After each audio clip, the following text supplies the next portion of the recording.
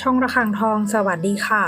คลิปนี้มาดูแนวทางมัดรวมฮานอยของเจนุกบารมีมหาเฮงนะคะ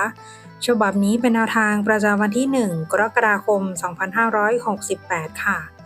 แนวทางมัดรวมฮานอยวันนี้เจให้เด่นที่8ฟันที่8นะคะ89 82 83ตัวเน้น84ชุด3ตัว956ตัดเล่นตามชอบได้เลยนะคะแนวทางโดยเจนุกบารมีมหาเฮงค่ะแนวทางมีเข้ามีหลุดนะคะถ้าใครเห็นเลขแล้วชอบค่อยตามแต่ถ้าไม่ชอบปล่อยผ่านก่อนได้เลยค่ะ